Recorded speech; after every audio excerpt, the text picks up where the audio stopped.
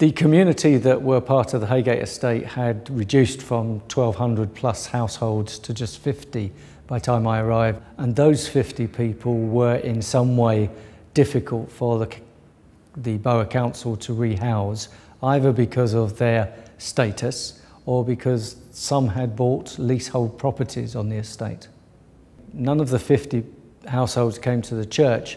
I did get to meet them through the Residents' Association though, and I was able to do something with, really in a manner of supporting the very desperate and difficult situation that they were in.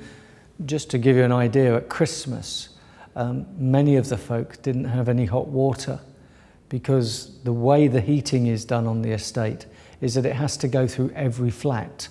So if somebody was on the top floor, it would have to run for nearly 2 hours before the hot water would get to them. Our role there was just to be a listening ear and to try to give them some support and some encouragement to keep going until such time as the repairs were effected. The people that are still here now on the estate, they just seem totally forlorn. They seem to have been forgotten. I'm sure they're not, but their experience is that nobody cares. Some of them have then shown that if nobody cares about them, they won't care about themselves. And that's very sad to see.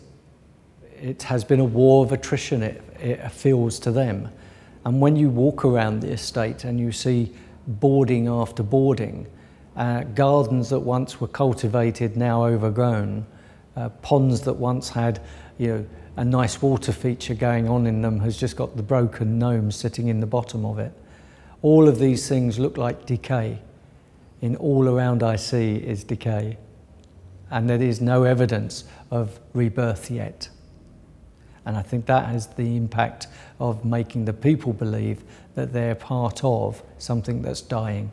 And I understand from them, whom I'm still in contact with, that there were pockets of real close community here on the Heygate estate, that people loved being here, and they loved the fact that they were living in courtyards and they were living on landings with friends, that they had something akin to a spirit of togetherness. So for many people, leaving the Heygate estate has been very sad.